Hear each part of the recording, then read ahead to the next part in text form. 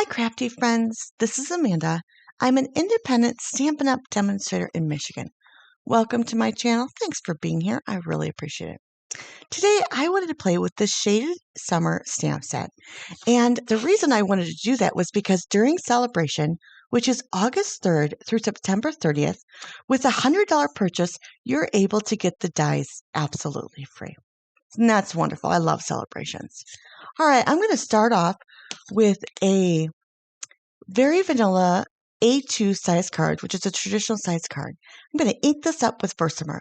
Now, for this large stamp set, you can walk your stamp set over the ink, or what I like to do is turn my stamp over and use my ink kind of like my stamp.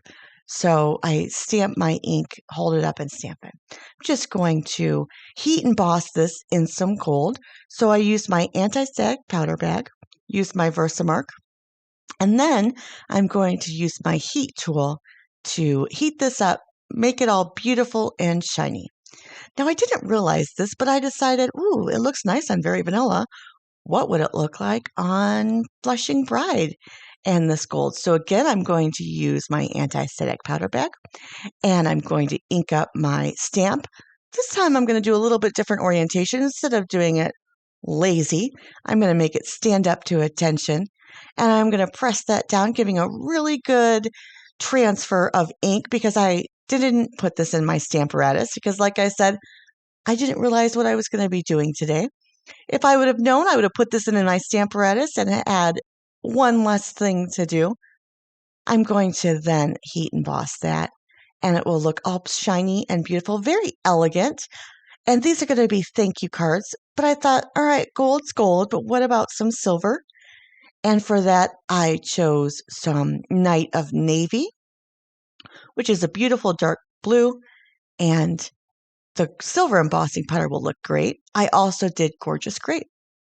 Now, I wanted to do some black embossing, so I decided to put this in my Stamparatus, but it had a little bit of ink on it.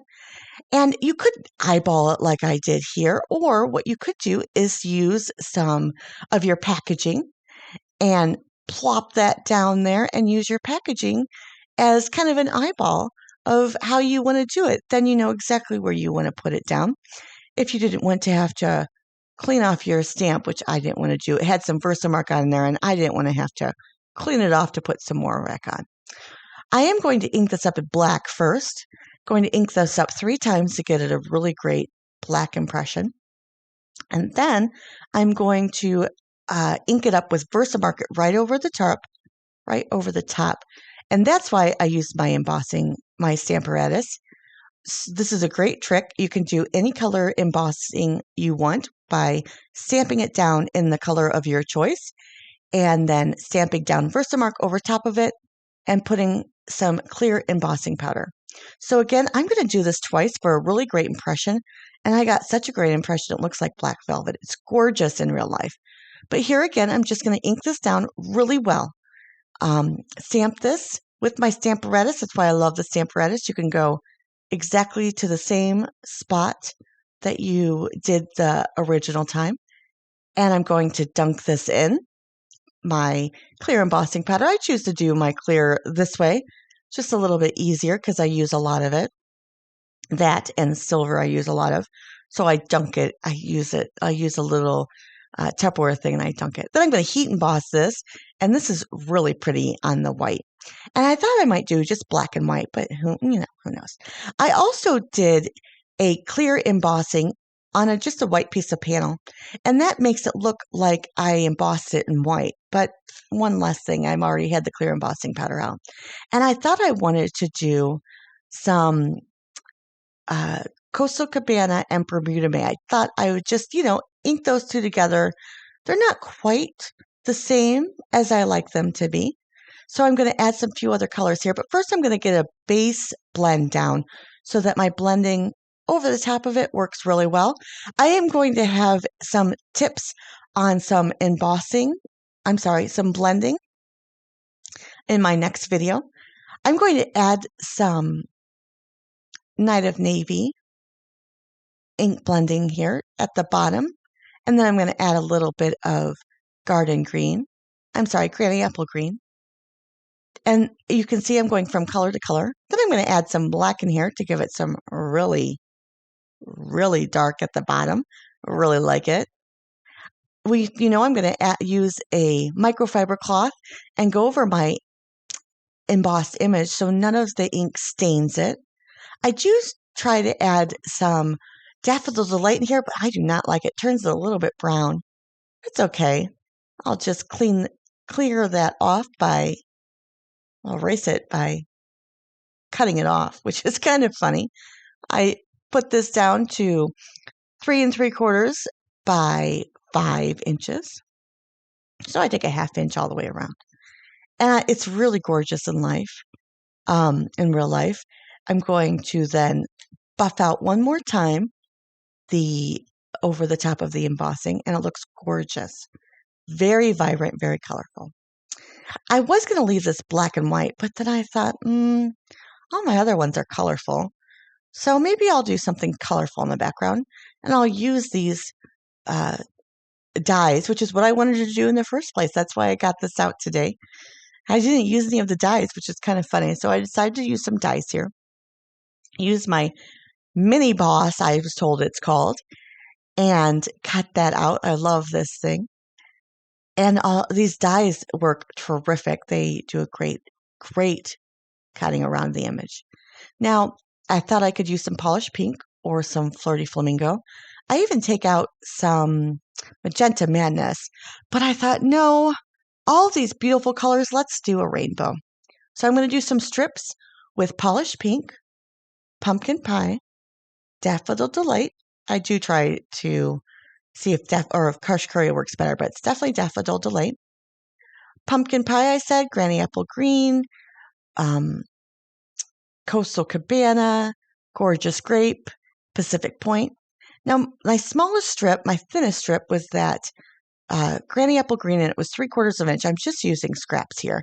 So I cut everything down to 3/4 of an inch. The problem is I needed to add it just one more tick because when I get down to it, so if you try this card, add one little tick after 3/4 of an inch. All right, so I'm going to use my Stampin' Seal on a piece of, this is just some old thick paper, not even cardstock. It's just some paper that I had. And I have a drawer of scrap paper that I can use. So I'm going to use my bone folder and run it across them to get all these strips nice and smushed down together. Then I'm just going to use the Stampin' Seal one strip at a time. It works perfectly. And stamp these down. Do you see I have just the tiniest bit? Oh well, such is life. Next time I'll know. A little bit more than 3/4 of an inch for a rainbow order card on a A2 size card. And I do all my thank you cards in A2, and I needed some thank you cards, so this works. What do you think? Now, it needed a little something different. It's kind of plain, even though it's beautiful. It's kind of plain. So I chose to use a new embossing folder. It's out August 3rd. It's the Time Worn 3D embossing folder. It's $10. It's on page 55 of the July to December embossing, or July to December, sorry about that, mini catalog. I think it turns out great. Love the texture. It's not overbearing. It's just a little something something. And I popped this up on my card panel after I mat it in black, because I did make it a little bit smaller than I wanted to. So this is at 4 inches by 5 1/4. And I'm going to use my silicone mat here, which is a great tool if you don't have it. It's very inexpensive. Now, like I said, I'm going to pop this up. I thought maybe I'd leave it flat, but I love the panel that's popped up. And I cut it the long ways rather than the short way. And I'll have to cut some extra off on the side here. But no big deal. I'm going to put 4 strips here. I'm kind of liking my foam adhesive panels now. I use these a lot. I love them. Now, because there's no wiggle room, I'm going to add some liquid glue to the back of my my foam strips. And that way it'll give me a little bit of wiggle room. I decided to add my element up top, further up top than I did the other ones, because I thought I might want to do a sentiment. As you know, there's no sentiments here. Whoopsie. No thank yous. I did add some of these in color jewels, which are beautiful. But this is how I finished them. I cut a lot of this out because I played for hours and hours on these. I really like the stepped up ones.